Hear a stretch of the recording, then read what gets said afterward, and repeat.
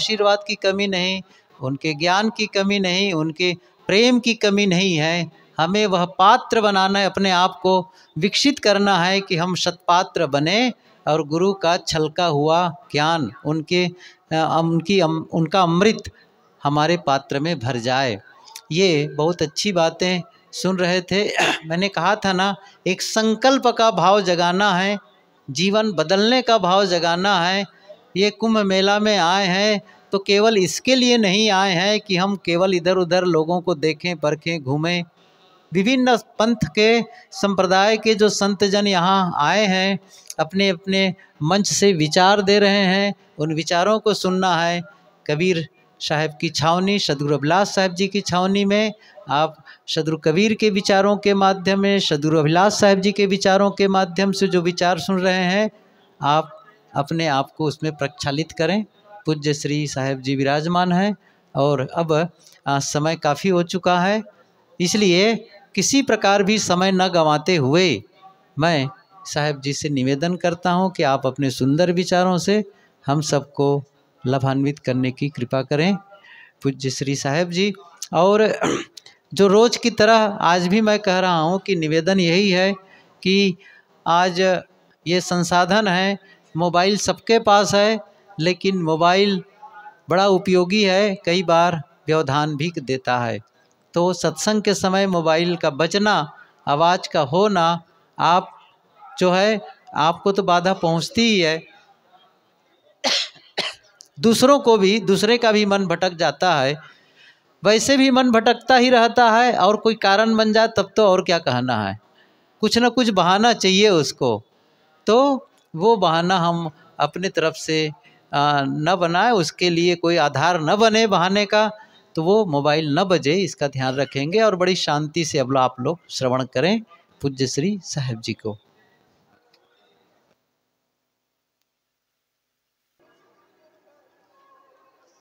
धर्मानुरागी सज्जनों,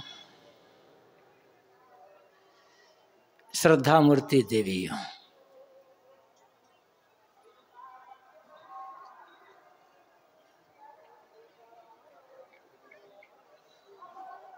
सदगुरु कबीर के विचारों के संदर्भ में बहुत सारी बातें आप लोगों ने सुनी हैं संतों द्वारा और आगे सुनेंगे।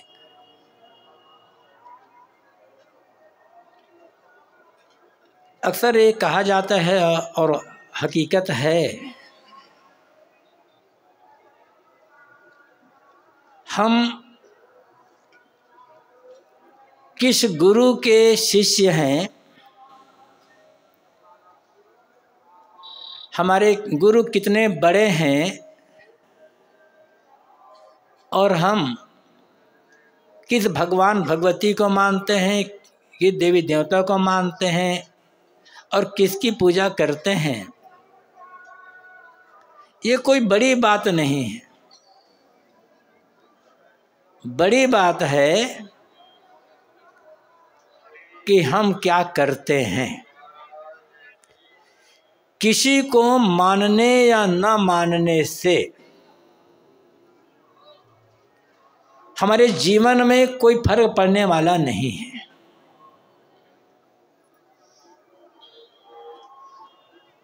जीवन में फर्क पड़ता है हमारे करने से, हमारे कर्म और आचरण व्यवहार से। इसलिए किसी के मन में ये होता हो कि हम अमुक भगवान के शिष्य हैं, हम हैं, अर्थात हम अमुक भगवान की पूजा करते हैं और हमारे गुरु इतने बड़े हैं इसलिए हम बड़े हैं, तो केवल धोखा है।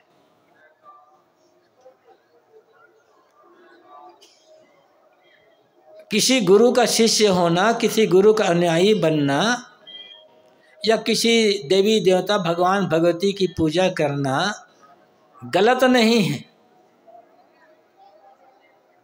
ये तो अपनी एक मान्यता है, अपने एक विश्वास है, और इस मान्यता और विश्वास में सदैव से अंतर रहा है और सदैव अंतर रहेगा।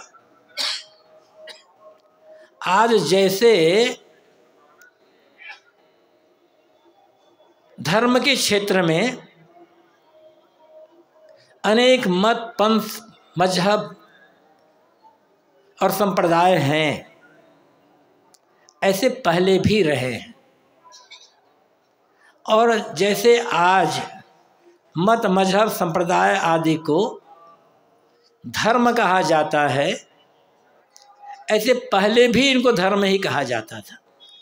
यद्यपि धर्म अनेक नहीं होता है, धर्म तो एक होता है। जो अनेक होगा वो विश्वास होगा, मान्यता होगी, धर्म नहीं होगा। और जिसे कोई माने या ना माने वो धर्म नहीं होता है। धर्म वो होता है जिसे हर कोई मानता है और जिसे माने बिना आदमी जीवन में कभी सुखी नहीं हो सकता है। अनेक लोग ईश्वर मानते हैं, अनेक लोग ईश्वर नहीं मानते, उनका विश्वास। लेकिन ईश्वर मानने वाला हर व्यक्ति धार्मिक ही होगा ऐसा नहीं कहा जा सकता। ईश्वर नहीं मानने वाला हर आदमी अधार्मिक या धर्म विरोधी होगा ऐसा भी नहीं कहा जा सकता। धर्म का संबंध ईश्वर से नहीं है, धर्म का संबंध मनुष्य से है और साथ साथ नैतिकता है से, सदाचार से है। इसलिए ये पूजा पाठ, नाम जप, हवन, तर्पण, कथा, कीर्तन, देवी देवता, भगवान भगवती, मत, पंथ, परम संप्रदाय पर जोर देने की आवश्यकता नहीं है। आवश्यकता है जीवन को शोधन करने पर, जीवन को सुधारने पर, जीवन के कर्म, व्यवहार, आचरण को पवित्र बनाने पर।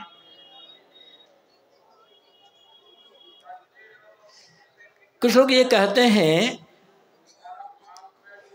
जब ईश्वर है तो धर्म है, किंतु हकीकत यह है मनुष्य है तो धर्म है। और देखो, चंद्रमा में मनुष्य नहीं है तो वहां कोई धर्म ही नहीं है। धरती पर मनुष्य है तो यहां धर्म है। और अभी मैंने कहा था कि ईश्वर को मानने मात्र से कोई आदमी धार्मिक नहीं हो जाएगा। ईश्वर को मानकर भी आदमी अधार्मिक हो सकता है। अनेक चोर हैं, डाकू हैं, लुटेरे हैं, गबन घोटाला करने वाले हैं, उनमें से बहुत से लोग ईश्वर को मानने वाले हैं। लेकिन क्या आप किसी चोर, डाकू, लुटेरे, हत्यारे को धार्मिक कहोगे? अनेक ऐसे लोग हैं जो किसी ईश्वर को नहीं मानते किंतु बड़े चरित्रवान हैं, आचरण संपन्न हैं, एकदम नैतिक, उनका जीवन ईमानदारी, नैतिकता और सदाचार से परिपूर्ण है। तो क्या ऐसे आदमी को आप अधार्मिक कहोगे? इसलिए जो नैतिकता को, ईमानदारी को, सदाचार को, चरित्र को मानता है और जीवन उनका पालन करता है, वह आदमी धार्मिक है। फिर पूजा पाठ करे तो अच्छा, न करे तो अच्छा। और जिनका जीवन इनसे रहित है वह आदमी अधार्मिक है। चाहे वो रोज गंगा नहाता हो, रोज मंदिर में पूजा पाठ करता हो। अरे बात सब अच्छी तरह से जानते हैं। जैसा कि पूरे ये उत्तर भारत में रामायण के माध्यम से हम जानते हैं, उत्तर भारत में राम कथा से बच्चा बच्चा परिचित है। और रामायण में मुख्य दो पात्र हैं, एक राम है और एक रावण है। दोनों के रहने पर ही रामायण बनेगी। जैसा हम पढ़ते हैं रामायण में या सुनते हैं, रावण शिव जी का पक्का पुजारी। गोस्वामी जी ने भी अपने मानस में लिखा, उत्तम कुल पुलस्त कर जाति, शिव बिरंच पूज्य बहु भांति। रावण ने अनेक प्रकार से शिव और ब्रह्मा की पूजा की। कैलाश पर्वत में जाकर के कहा जाता है, रावण अपने शीश को चढ़ा कर शिव जी को अर्पित करता था। तो इतना बड़ा शिव जी का पुजारी है रावण, वो तो महान धार्मिक होगा। लेकिन उत्तर भारत में रावण जैसा धार्मिक कोई बनना नहीं चाहेगा। किसी को कह दिया जाए कि ये व्यक्ति खूब पूजा करता है, शिव जी का पक्का पुजारी, समझ लो रावण जैसा धार्मिक है, तो क्या समझेगा, अपमान या सम्मान? क्यों, आखिर गड़बड़ी कहाँ हो गई? रावण तो शिव जी का पक्का पुजारी है, ईश्वर का पक्का भक्त है, फिर रावण को धार्मिक क्यों नहीं कहा जाता? कहीं ना कहीं गड़बड़ी जायज होगी पूजा करते हुए भी। दूसरी तरफ तथागत बुद्ध और महावीर स्वामी दोनों ईश्वर की सत्ता को साफ नकार देते हैं।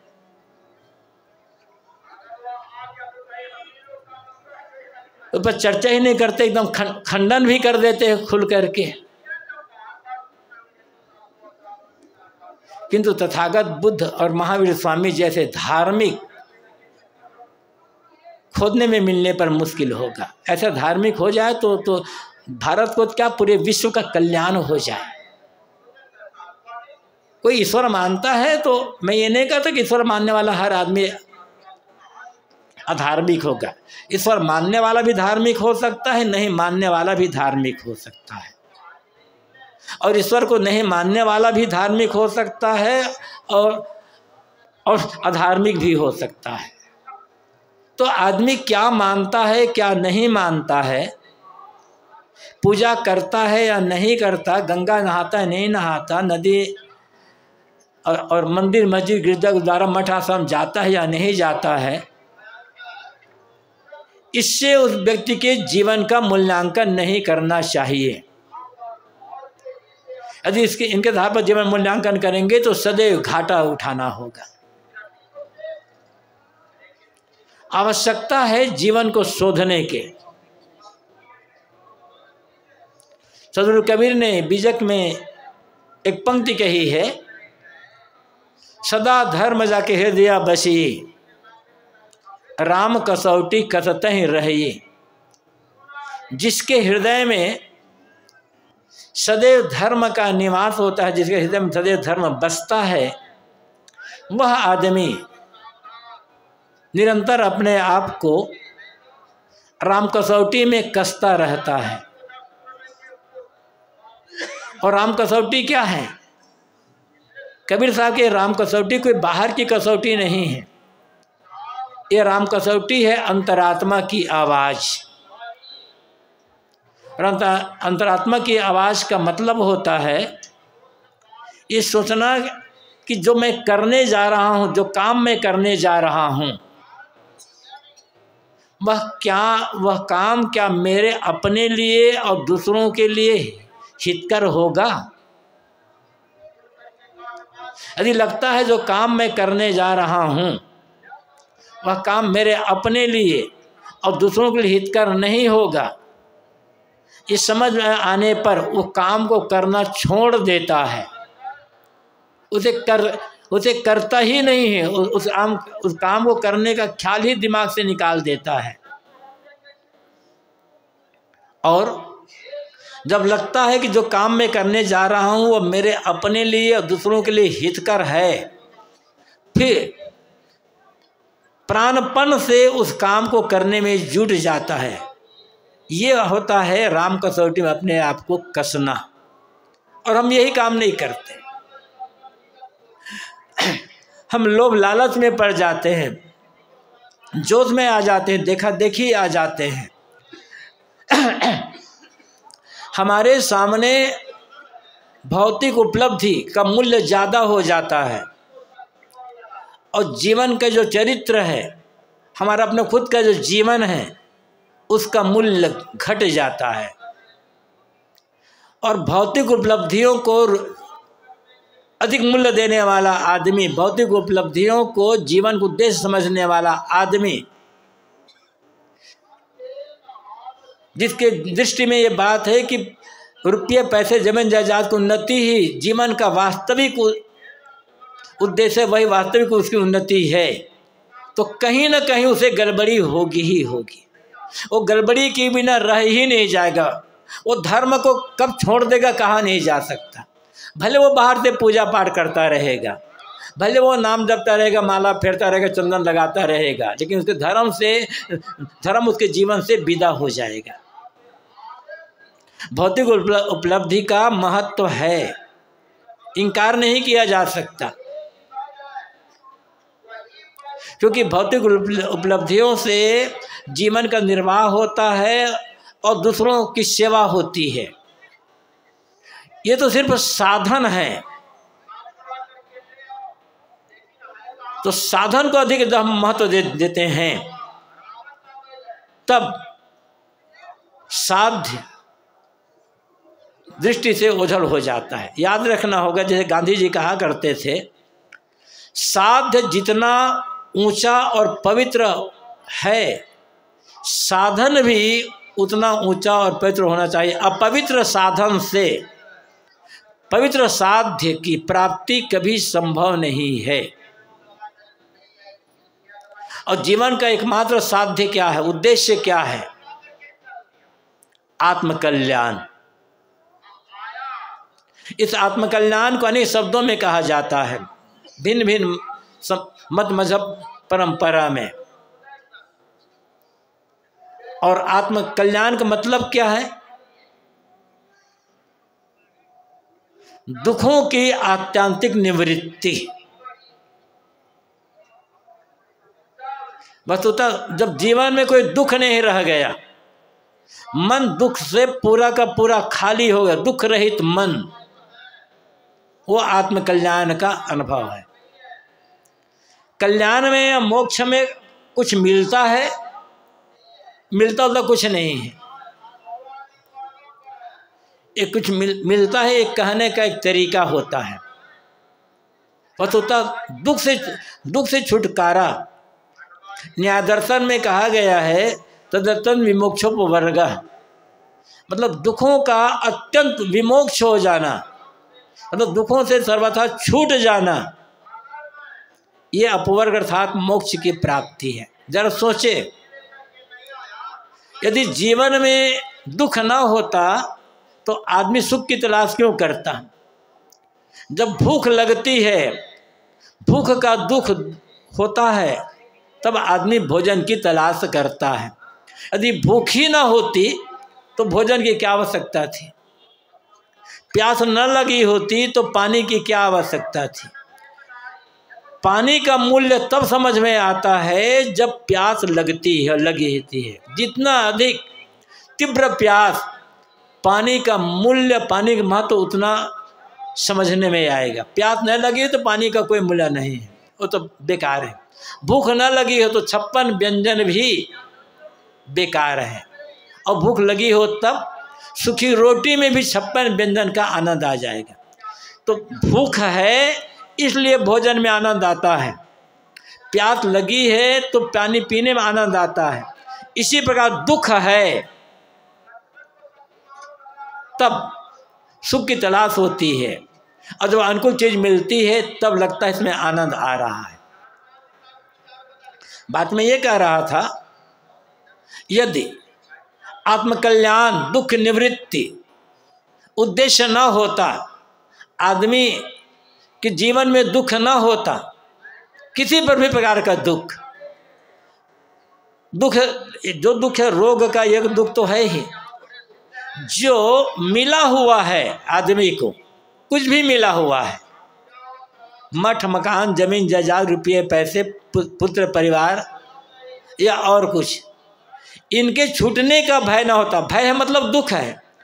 जहाँ किसी भी प्रकार का भय है वहाँ दुख है। इनके छूटने का भय ना होता तो क्या आदमी किसी ईश्वर की पूजा करता, धर्म का कोई काम करता? और जो मिला है वो अधिक अधिक बढ़े, ये इच्छा का दुख ना होता तो क्या आदमी धर्म का, ईश्वर का काम कर, ईश्वर की पूजा करता? दो प्रकार से आदमी की ईश्वर की पूजा करता है। जो मिला है वो छूटने ना पाए, और जो नहीं मिला है वो मिलता चला जाए, जो है वो बढ़ता चला जाए। एक तरफ भय है, एक तरफ लोभ है, और इन दोनों से प्रेरित होकर के आदमी किसी ईश्वर की पूजा करता है या किसी धर्म का कोई भी काम करता है। बिरले बिरले ऐसे होंगे, हैं लेकिन बहुत कम, जो किसी भी प्रकार की पूजा हो, चाहे गुरु की पूजा करता हो, चाहे ईश्वर की पूजा करता हो, या किसी भी प्रकार की पूजा करता हो, जो ये कहता हो, मान लो वो इस ईश्वर पर विश्वास है और मंदिर जाकर ईश्वर की पूजा करता है, तो ये कहता हो कि हे भगवान मुझे कुछ नहीं चाहिए, जो मिला है जो है मेरे लिए पर्याप्त है, मुझे कुछ नहीं चाहिए, मुझे केवल मन की शांति चाहिए। इस उद्देश्य से पूजा करने वाले आप खोजेंगे ना तो लाखों में कोई एक आदमी मिलेगा, वो सच्चा ईश्वर भक्त है, वो सच्चा आदमी धार्मिक है, जो केवल मन की शांति के लिए पूजा कर रहा है, मन की शांति के लिए साधना कर रहा है। क्योंकि मन में शांति नहीं है तो मोक्ष का अनुभव क्या होगा? मन में शांति नहीं तो कल्याण क्या होगा? अशांत मन कल्याण का अनुभव कैसे कर सकता है? अशांत मन सुखी कैसे होगा? जो सिर्फ आत्मिक शांति के लिए पूजा कर रहा हो, साधना कर रहा हो, भौतिक उपलब्धि की कोई चाहना ना हो, किसी बात छूटने का भय ना हो, उस आदमी को हम धार्मिक कह सकते हैं, उस आदमी को हम सच्चा भगत या पुजारी कह सकते हैं। और ऐसा आदमी बिरला मिलेगा। धर्म वह है जहां किसी भी प्रकार का लोभ ना हो और भय ना हो। सेवा करना अच्छी बात है, लेकिन सेवा किस उद्देश्य से कर रहे हैं ये भी सोचना पड़ेगा। वैसे आदमी को पाप कर्म तो करना ही नहीं है, किसी के लिए पाप कर, किसी के लिए पाप नहीं करना चाहिए। तथागत बुद्ध ने धम्मपदम में कहा है, आदमी को चाहिए कि वह न तो अपने लिए पाप करे, न परिवार के लिए पाप करे, न समाज के लिए पाप करे, किसी के लिए पाप न करे, क्योंकि जो पाप करेगा उसे उसका फल भोगना पड़ेगा। तो पाप कर्म तो करना ही नहीं चाहिए। पाप कर्म क्या है? हमारे ऐसा व्यवहार, हमारी ऐसी बातें जो जिनसे दूसरों को किसी प्रकार के शारीरिक मानसिक चोट पहुँचे, दुख पहुँचे, असुविधा पहुँचे, वे सारी की सारी बातें, वे सारे के सारे कर्म पाप हैं। और इतना ही नहीं, हमारे मन में यदि किसी के लिए बुरी भावना आई, उस आदमी का ऐसा बिगाड़ हो जाए, उस आदमी का ऐसा नुकसान हो जाए, ऐसा हमारा सोचना भी पाप है। तो पाप मनसा वाचा कर्मणा, अपने को पाप कर्म से बचा करके रखना ही है, ये करना ही नहीं है। जो करना है पुण्य करना है, लेकिन पुण्य कर्म बंधन का कारण हो सकता है और मोक्ष का कारण हो सकता है। यदि सकाम भावना से पुण्य कर्म कर रहे हैं, वैसे पुण्य कर्म को धर्म करना कहा जाता है। कोई आदमी सेवा कर रहा है, गरीबों को खिला रहा है, कपड़े बांट रहा है, दवाई बांट रहा है, या कुछ और पैसे दे रहा है, तो कहते हैं भाई आदमी बड़ा धार्मिक है। कोई जरूरी नहीं आदमी धार्मिक होगा, ये धर्म का एक अंग है, लेकिन ये सच्चा धर्म अलग होता है। यदि हम इसलिए हम सेवा करते हैं कि गरीबों को खिलाते पिलाते हैं या कुछ भी करते हैं कि चलो हम गरीबों की सेवा करेंगे, महात्माओं की सेवा करेंगे या परोपकार का काम करेंगे तो हमें इस जीवन में सुख मिलेगा और मरने के पश्चात भी हमें सुख मिलेगा। तो ऐसा कर्म बंधन का कारण बन जाएगा। ये पूरा धर्म नहीं है, अधूरा धर्म है। हाँ, आदमी यदि ऐसा भी धर्म करता है तो चलेगा, लेकिन ये पूरा पूरा धर्म नहीं है और इससे हमारे बंधन नहीं कटेंगे, हमारे दुख दूर नहीं होंगे इससे। क्योंकि आपके मन में कामना है और कामना यदि पूरी नहीं होगी तो आप दुखी हो जाओगे, शिकायत करोगे कि मैंने इतने धर्म का काम किया, सेवा का काम किया और फिर भी मेरा दुख दूर नहीं हुआ, जो मैं चाहता था वो काम नहीं हुआ, जो जितना मैं चाहता था उतना नहीं मिला, तो दुखी होते रहोगे। और धार्मिक आदमी दुखी नहीं होगा, सदैव बात सोचने वाला है। दुखी होने वाला आदमी, जो आदमी किसी बात को लेकर दुखी होता है, न तो वो धार्मिक हो सकता है और न वो ज्ञानी हो सकता है। ज्ञान और धर्म का अर्थ होता है मन से सारे दुख का मिट जाना। तो यदि आप हम सेवा करें, लोगों को खिलाएं पिलाएं और दान पुण्य आदि करें तो हमें सुख मिलेगा, ये करना पूरा धर्म नहीं है। धर्म के बिल्कुल ऊपरी ऊपरी अंग है। किंतु और इस धर्म से आप चाहेंगे हमारे बंधन कर जाए, कल्याण हो जाए, तो नहीं होने वाला है। तब करना क्या है? मेरे पास मेरी आवश्यकता से ज़्यादा है और जो ज़्यादा है मेरे पास आवश्यकता से वो मेरा नहीं है, वो समाज का है। ऐसा सोच करके के पुण्य का काम करना धर्म यहाँ होगा। लेकिन ये धर्म हम समझ नहीं पाते। वैसे तो जब ये बात करते तो एक भागवत पुराण का एक मंत्र याद आ गया, यावत भ्रेत जठरम तावत स्वत्वम ही देहिनाम अधिकम योभिमन्येत सस्तेनो दंडमर्हति। हम सब इस लपेटे में आएंगे, हम सब इस लपेटे से बचने वाला कोई महावितरागी होगा। यावत भ्रेत जठरम, जितने में पेट भर जाए, तावत स्वत्वम ही देहिनाम, उतने पर ही मनुष्य का अधिकार है। जितने में पेट भर जाए, मतलब पेट भरने का मतलब भरपेट खाने को मिले, पहनने को कपड़े मिले, रहने को जगह मिले, अब परिवार का भरण पोषण हो। जैसे साहब ने कहा ना कि साईं इतना दीजिए जामे कुटुंब समाए, मैं भी भूखा न रहूं साधन भूखा जाए। जितने में अपनी आवश्यकताओं की पूर्ति हो जाए, अपना और अपने माने गए परिवार, इनकी आवश्यकताओं की पूर्ति हो जाए, उतने पर ही मनुष्य का अधिकार है। यो अधिकम मन अभिमन्येत, जो इससे ज़्यादा पर अधिकार करता है या अधिकार मानता है, रखता है, सस्तेनो, वह चोर है। दंडम रहती, उसे दंड मिलना चाहिए। बड़ी कठोर साधना है ये। मार्स के साम्यवाद से अधिक साम्यवाद व्यास जी का है भागवत में।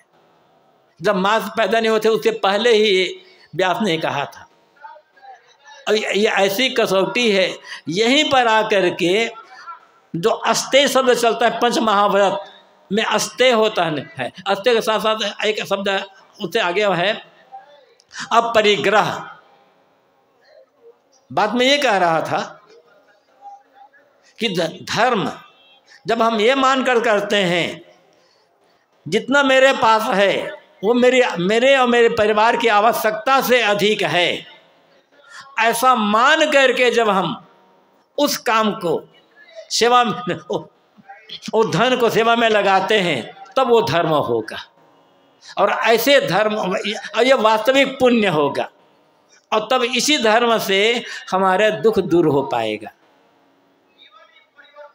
हम धर्म के केवल ऊपरी ऊपरी लेते हैं। गंगा नहा लिए धर्म हो गया, मंदिर में जाकर पूजा कर लिए धर्म हो गया, कुछ चंदन लगा लिए धर्म हो गया, दाढ़ी रखा लिए, जटा रखा लिए धर्म हो गया, बाल मुड़वा लिए धर्म हो गया, और कुछ कर्मकांड कर लिए धर्म हो गया, कोई नाम जप लिए धर्म हो गया। ये धर्म के ऊपरी ऊपरी बाहरी कर्मकांड है।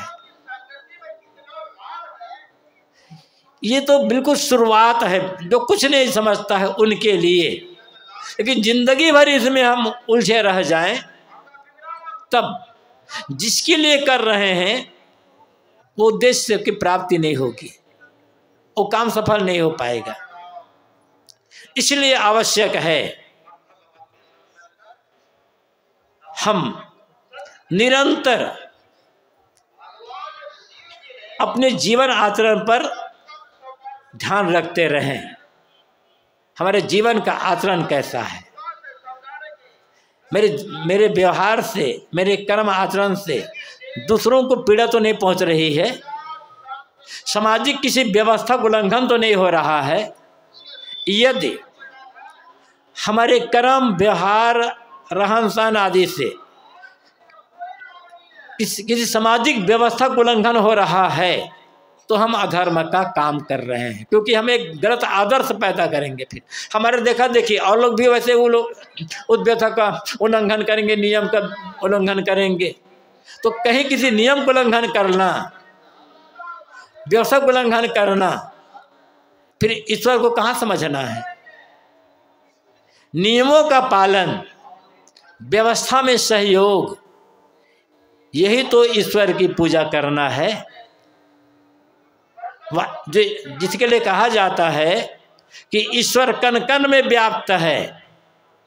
वो कौन सा ईश्वर है जो कण कण में व्याप्त है? वन ईश्वर है, नियम, क्योंकि कण कण में नियम है। इस कण कण का जो नियम है, इस नियम को छोड़ करके ऐसा ईश्वर नहीं मिलेगा जो कण कण में व्याप्त होगा। क्योंकि कण कण में ईश्वर व्याप्त होता तो फिर जीवन का व्यवहार करना मुश्किल पड़ जाएगा।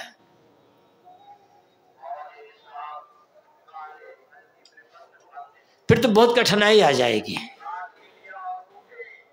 और मान लो कोई व्यक्ति ऐसा कहता है कि ईश्वर कण कण में व्याप्त है और इस बातों से पूरी निष्ठा है। जिस किसी व्यक्ति को निष्ठा हो, ये हो कि ईश्वर कण कण में व्याप्त है, इस बात में पूरी की पूरी निष्ठा है, वह आदमी कहीं भी रहकर कोई गलत काम नहीं कर सकता है। क्योंकि जहाँ वो गलत काम कर रहा है वहाँ भी ईश्वर है, और ईश्वर गलत काम का फल अवश्य देगा। क्योंकि ईश्वर एक न्याय है, ईश्वर एक व्यवस्था है, ईश्वर एक नियम है। तो हम मानते हैं कि ईश्वर कण कण में है, तो कैसे हम कोई पाप कर्म कर पाएंगे? कोई गलत कर्म हमसे होगा ही कैसे? और ईश्वर जी कण कण में व्याप्त है, तो हमारे मन में किसी के लिए द्वेष, ईर्ष्या, बैर विरोध, अमरस का भाव आ ही नहीं सकता है। जिससे भी हम द्वेष करेंगे, जिससे हम कटु बात कहेंगे, जिससे हम बैर विरोध करेंगे, जिसके लिए ईर्ष्या करेंगे, उसमें ईश्वर है। किसी से बैर करने का मतलब होता है ईश्वर से बैर करना, चाहे वो हमारे मत का मानने वाला हो या हमारे मत के विरोधी हो, या किसी भी बात को लेकर के। तो मतलब ये होता है जब हमारे मन से ईर्ष्या, द्वेष, बैर विरोध, सारे गलत भाव निकल जाए, राग द्वेष आदि सारे के सारे गलत भाव निकल जाए, तब समझना होगा कि हाँ, मैं ईश्वर को समझता हूँ और मैं धर्म को भी समझता हूँ, मैं धार्मिक हूँ। क्योंकि जो सच्चा धार्मिक व्यक्ति होगा उसके मन में दूसरों के लिए कभी कोई गलत भाव आएगा ही नहीं। धर्म का मतलब ही होता है मन से सारी गलतियों का निकल जाना। अब मन से गलतियां निकल गए तो जीवन में गलतियां रहेगी ही नहीं, क्योंकि कोई भी गलत काम हो या अच्छे काम हो, उसके अंकुर कहाँ होते हैं? हमारे मन में, मस्तिष्क में। जिसके मन में कभी कोई गलत काम करने का विचार आएगा ही नहीं, जिसके मन में सदैव पवित्र विचार आते, पवित्र भाव होते हैं, वो आदमी गलत बात बोलेगा कैसे, गलत काम करेगा कैसे, और गलत चीज़ें खाएगा कैसे। तो यदि हमारे मन में ईश्वर बसा हुआ है और हम मानते हैं कि ईश्वर कण कण में व्याप्त है, तो इसका मतलब होगा जीवन का पूर्ण पवित्र निर्मल चरित्रवान बनना। और ये तब होगा जब मन पूरी तरह से निर्मल हो गया, क्योंकि मन निर्मल हुए बिना जीवन का कर्म व्यवहार कभी निर्मल हो नहीं सकता है। तो हम ये भी कह सकते हैं कि जिसका मन पूर्ण निर्मल हो चुका है, जैसे साहब ने कहा है कि यह मन तो निर्मल भया जैसे गंगा नीर, ऐसा जिसका मन पूरा का पूरा निर्मल हो गया है, वही आदमी सच्चा ईश्वर भक्त है, वही आदमी सच्चा धार्मिक है। इस कसौटी में हमको कसना होगा और धीरे धीरे इधर हमें आगे बढ़ना ही होगा। ये मान ले कि काम कठिन है तो कठिन मान करके छोड़ दें तो काम तो बनेगा नहीं। हर काम कठिन है, लेकिन काम को कठिन मानने वाला आदमी कभी जीवन में आगे नहीं बढ़ सकता। तो बात में ने अपनी ये हाथ उठाई थी कि हम क्या मानते हैं और क्या नहीं मानते, किस भगवान की पूजा करते हैं या किसी भगवान पूजा नहीं करते, किसी गुरु से जुड़े हैं या नहीं जुड़े हैं। ये कोई बड़ी बात नहीं है। बड़ी बात है हमारा अपना जीवन का आचरण कैसा, हमारा मन कैसा है, और इस पर हम ध्यान कम देते हैं। हम कहते तो हैं हमारे गुरु इतने बड़े हैं, इतने बड़े वैराग्यवान, इतने बड़े ऐसे, इतने बड़े वैसे हैं, हमारा भगवान बहुत बड़ा है। ठीक है, भगवान बहुत बड़ा है, भगवान निर्मल है, हमारे गुरु बड़े वैराग्यवान हैं। हमारे जीवन में वैराग कितना है? हमारा मन तो भरा है विषयासक्ति से, हमारा मन तो बना है एकदम चंचल। तो गुरु की महिमा गाना आवश्यक, अच्छा है, गाना चाहिए, इससे मन में अच्छी भावना आती है, दूसरों को प्रेरणा मिलती है। लेकिन हम ये सोचें कि गुरु की महिमा का बखान करके हम गुरु भक्त हो जाएंगे, ऐसा नहीं होगा। गुरु के उपदेश का हम पालन करते हैं, गुरु जैसा वैराग्यवान है वैसा हम उस वैराग्य पद पर हम चलते, तब हम गुरु भक्त हो सकते हैं, तब हम गुरु के शिष्य कहला सकते हैं। तो विश्वास सबका अलग अलग होगा, मान्यता अलग अलग होगी, इसलिए और इसके लिए आधार पर कोई कलह करने की आवश्यकता ही नहीं है। हम अपना मानते हैं, दूसरा आप अपना मानते हो, कोई तीसरा अपना कुछ मानता है। इसको लेकर के आपस में कहासुनी होना गलत है। और कहासुनी करने वाला आदमी धर्म ईश्वर को समझता ही नहीं। यदि विवाद में पड़ा है आदमी, ये आदमी ये कहता है कि मेरा धर्म बड़ा, तुम्हारा धर्म छोटा, तो आदमी न तो धर्म को समझता है न भगवान को समझता है। जब धर्म एक है, भगवान एक है, तो छोटा बड़ा की बात कहाँ से आ गई? छोटी बड़ी मान्यता हो सकती है, मेरे लिए मेरी मान्यता बड़ी, आपके लिए आपकी मान्यता बड़ी, मेरे लिए आपकी मान्यता छोटी, आपके लिए मेरी मान्यता छोटी। फिर हर आदमी की मान्यता बड़ी है, हर आदमी की मान्यता छोटी है। उलझने की आवश्यकता नहीं है। उलझते उलझते तो ये जीवन बीत गया, अनादिकाल का समय बीत गया। आवश्यकता है सुलझने की, और सदगुरु कबीर ने सुलझाने का ही काम कहा। लेकिन हम कबीर वाणी को पढ़कर भी उलझ जाते हैं और औरों को उलझा देते हैं। कबीर साहब ने हर जगह समन्वय और समझौता का ही रास्ता अपनाया है। चाहे धर्म क्षेत्र में देखो, चाहे व्यवहार के क्षेत्र में देखो, चाहे विश्वास के क्षेत्र में देखो। भाई रे दूध जगदीश कहाँ ते आया, कहो कौने बौर आया, अल्लाह राम करीमा के सो हरि अदर नाम धराया। ये पूरा पद देख लो, समन्वय ही तो है। लड़ने वालों को समझाया है, केवल नाम तो है,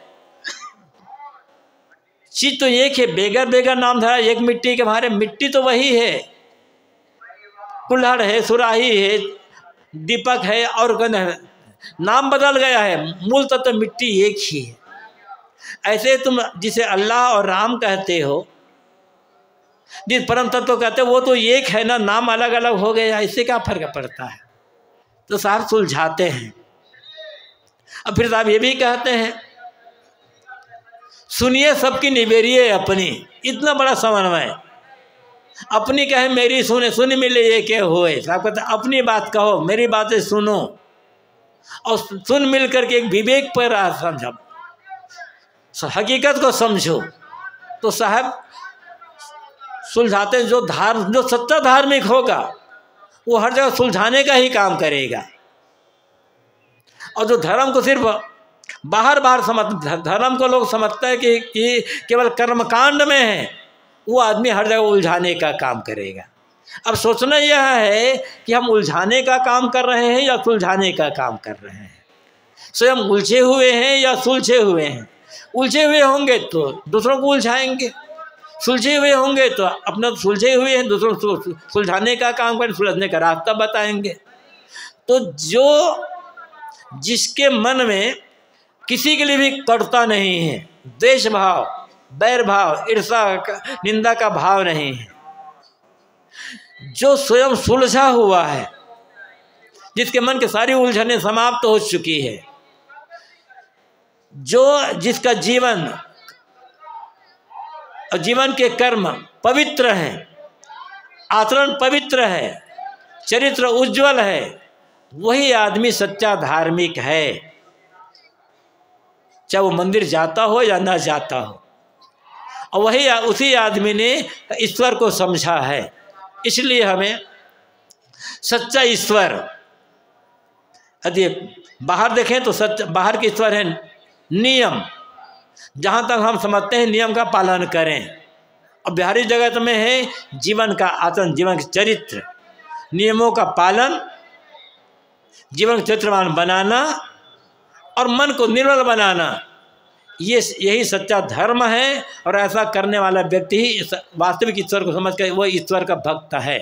और ऐसा जीवन में धर्म आ जाए, ऐसी ईश्वर भक्ति आ जाए, तो ये हमारी धरती ही पूरे स्वर्ग बन जाएगी और जीते जी हम मोक्ष का भी अनुभव कर सकेंगे। इसलिए ऐसे इस धर्म को समझने की आवश्यकता है, उस ईश्वर को समझ करके उसका पालन करने की आवश्यकता है, तभी हमारा जीवन सफल सार्थक हो सकता है और हम एक समाज में एक अच्छा आदर्श स्थापित कर सकते हैं। इसके अलावा और कोई दूसरा रास्ता बचता नहीं है। तो थोड़ी चर्चा मैंने की कि धर्म और ईश्वर है क्या, समझना है, समझ करके जीवन में उतारने का प्रयास करना है। अपनी वाणी को यहीं पर विराम देता हूँ। बोलिए सद्गुरु देव की।